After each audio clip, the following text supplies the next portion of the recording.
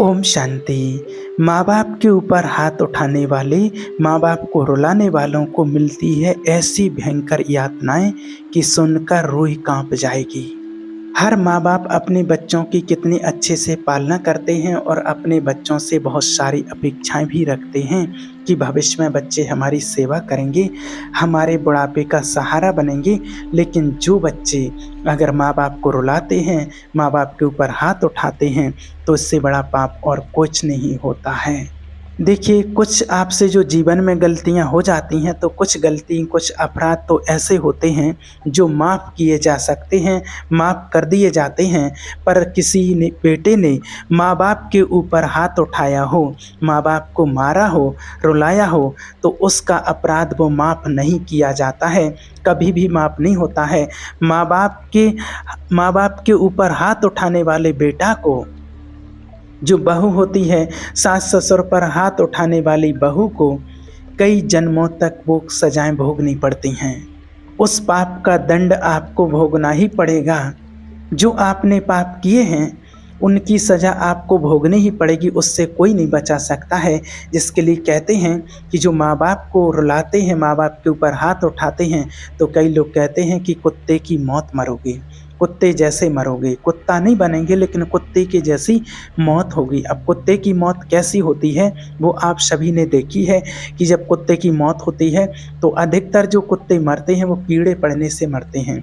उसके अंदर घाव हो जाते हैं और कीड़े पड़ जाते हैं, और उस कीड़े से वो तड़प तड़प के। और एक और विशेषता होती है कुत्ते में कि कुत्ते को ऐसी जगह कीड़े पड़ते हैं जहाँ उसकी जीभ नहीं पहुँच पाती है, कहीं सिर में या उसकी पीठ में, कहीं ऐसी जगह वो कीड़े पड़ते हैं कि जहाँ उसकी जीभ नहीं पहुँच पाती है, क्योंकि जहाँ जीभ पहुँच जाती है वहाँ के तो कीड़े सही कर लेता है कुत्ता, वो घाव चाट चाट के अपनी जीभ से सही कर लेता है। उसकी लार में ऐसे बैक्टीरिया होते हैं कि वो सही कर लेता है अपने घाव को। लेकिन ऐसी जगह घाव हो जाए कि जहाँ उसका जीभ ना पहुँचे, तो फिर कुत्ता मर जाता है। तो कहने का भाव कि कुत्ते की मौत होती है, तड़प तड़प के कीड़े पड़ जाते हैं, तड़पता रहता है, और तड़पने की वजह से माने उसको इतना बदबू आती है तो वो कहीं छुपा रहता है, बाहर नहीं निकल पाता है, तो प्यासा रहता है, प्यासा मर जाता है। कभी भूखा रहता है, रोटी नहीं मिलती है, पानी नहीं मिलता है, क्योंकि कहीं जा नहीं सकता है, बदबू आ रही है, जहाँ भी जाता है सब लोग डंडे मारते हैं, भगा देते हैं उसको। तो ऐसे तड़प तड़प के कुत्ते की मौत होती है। तो ऐसे ही जो बच्चे माँ बाप के ऊपर हाथ उठाते हैं, माँ बाप को मारते हैं, उनकी भी ऐसे ही दुर्गति होती है कि उनको लास्ट में तड़प तड़प के मरना होता है। उनके अंग अंग से बदबू आने लगती है, कई बार तो कीड़े भी पड़ जाते हैं, ऐसे भी लोगों को देखा गया है। और फिर वो कहते हैं कि हे भगवान, हमने ऐसा क्या किया है, हमारे से कौन सा पाप हो गया है। तो यही जो पाप होता है जिसे महापाप कहते हैं, जिसकी कभी माफ़ी नहीं मिलती है, जिसका कभी कोई किसी को माफ़ नहीं कर सकता है। ऐसी ऐसी बीमारियां लग जाती हैं जैसे लोग पास में नहीं आते हैं। तो कभी भी माँ बाप का दिल नहीं दुखाना चाहिए, कभी भी माँ बाप के ऊपर भूल से भी हाथ नहीं उठाना चाहिए। अरे जिन हाथों ने पाल करके तुम्हें बड़ा किया है, जिन हाथों ने तुम्हारी सेवा की है, और उन्हीं के ऊपर आज आप हाथ उठा रहे हो, जिन्होंने चलना सिखाया, खिलाना सिखाया, आपको सब कुछ पैरों पर खड़ा करके बड़ा कर दिया, और उसी के ऊपर हाथ उठा रहे हो, बिल्कुल भी शर्म नहीं आती है क्या? ऐसे बच्चों को हमने अपनी आँख से देखे हैं। ऐसे ऐसे लोग हैं जो माँ बाप को मारते हैं, लाठियों से मारते हैं। यहाँ की बात है एक जगह की, हमारे ही पास की बात है कि एक माँ को माना उसके पिता को पैरालाइसिस हुआ था, तो पिता को तो गालियाँ बकता रहता था, और माँ ने कुछ बोला तो माँ को इतना मारा, लाठियों से इतना मारा कि उसके सिर में से जगह जगह खून निकलना, पूरे उसके हाथ पैर लाल पीले, इतना सोइलिंग हो गई मार मार के। और कोई ने कहा कि चलो थाने में रिपोर्ट कर देते हैं, और वो मना करने लगी, लेकिन ज़बरदस्ती से करके और लोग उसको थाने तक ले आए, और थाने पर ले आए, और थाने में जब रिपोर्ट लिखाने की आई, बोला तो वो कहने लगी, माना देखिए माँ का भाव, जो माँ की ममता कही जाती है, इतने मारने पर भी वो क्या बोली, वहाँ जब रिपोर्ट लिखाई तो कहने लगी, नहीं मुझे किसी ने नहीं मारा है, मैं रात में छत से गिर गई, जीना से गिर गई नीचे, इसलिए चोटें आई हैं।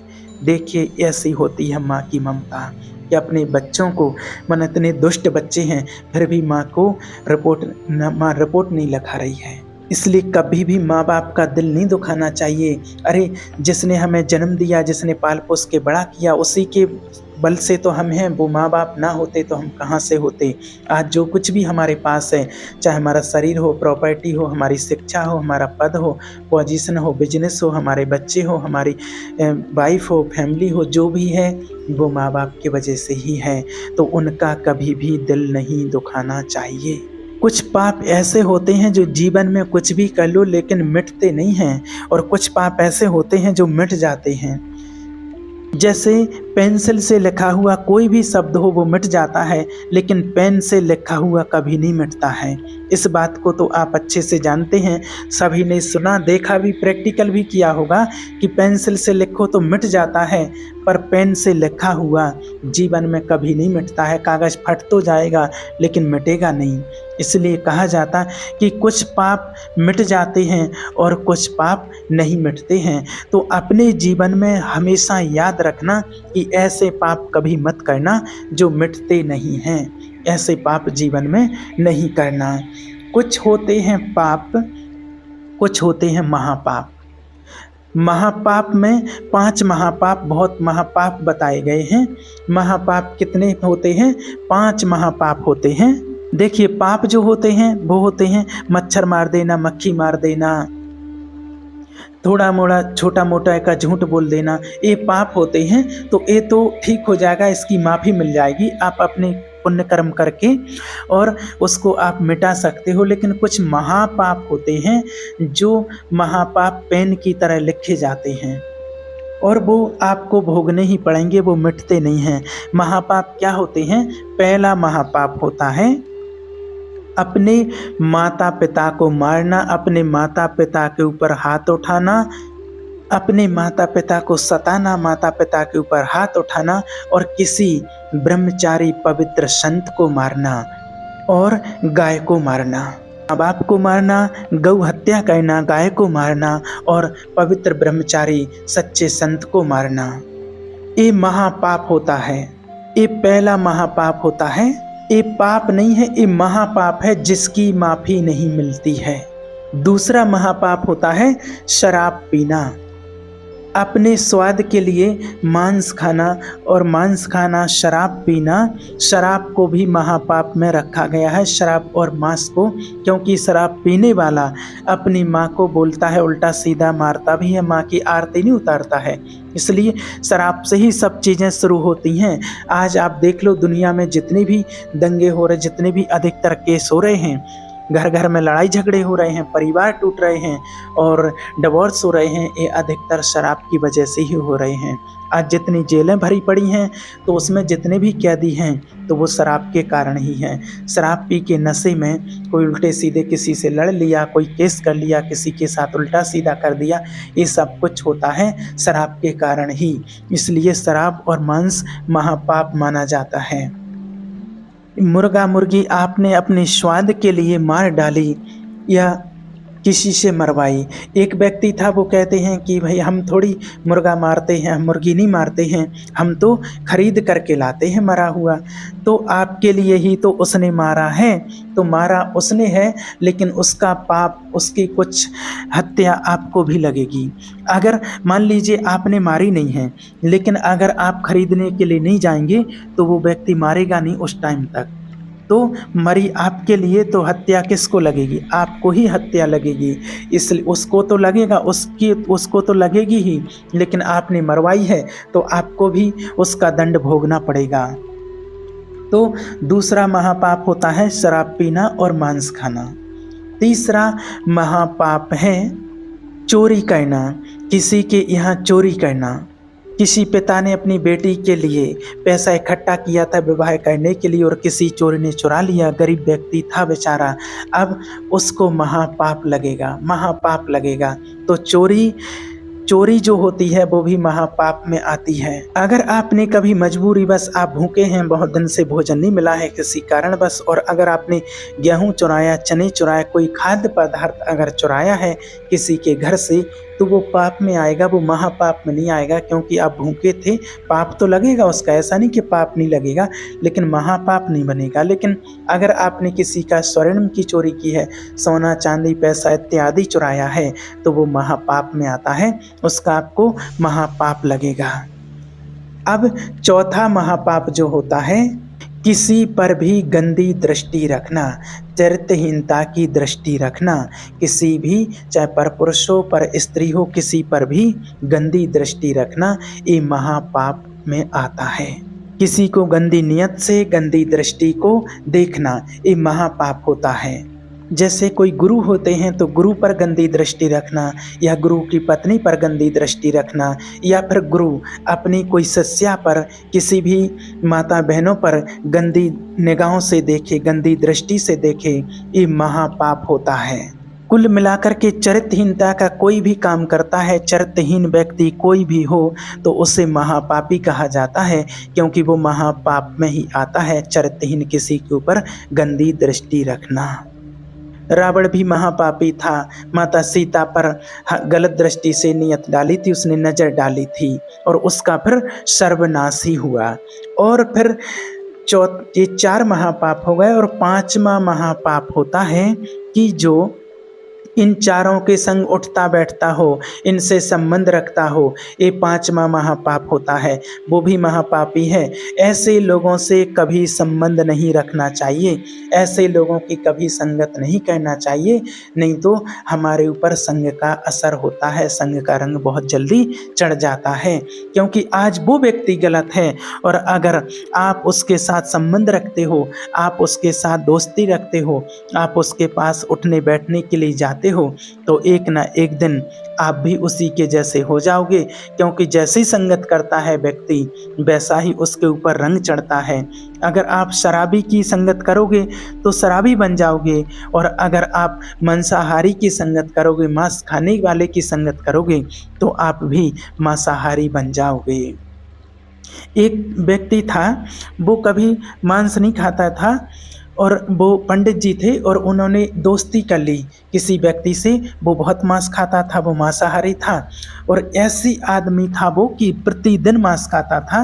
और लोगों ने समझाया कि भाई आप ब्राह्मण हो, आप पंडित हो, और आपका क्या कर्तव्य है, क्या धर्म है, और आप ऐसे व्यक्ति की संगत करते हो जो रोज़ मांस खाता है, और ऐसे व्यक्ति से आपने दोस्ती की है, आप ऐसे व्यक्ति की संगत ना किया करो।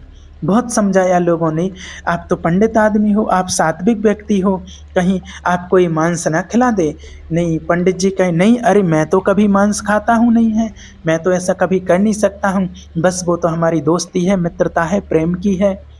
तो अब क्या होता है, उस दोस्त ने उस व्यक्ति को बुलाया, उस पंडित को बुलाया कि आओ आज हमारे घर में आपका स्वागत है। तो उसने अपने घर पर ले गया, और उसने कहा बढ़िया चाय बनवाई, पकौड़े बनवाए कि गरम गरम पकौड़े बने हैं।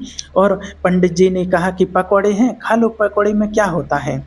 अब जब बढ़िया से खा लिया, पकौड़े खा लिए, तो फिर उस व्यक्ति ने बताइए भाई कैसे लगे पकौड़े, अच्छे लगे ना। उसने कहा हाँ। तो बोले कि ये अंडे के पकौड़े थे, तो अच्छे तो लगते ही, ये अंडे के पकौड़े बनाए थे आज हमने। ये किसके पकौड़े थे? अंडे के। अंडों के पकौड़े बना करके खिला दिए।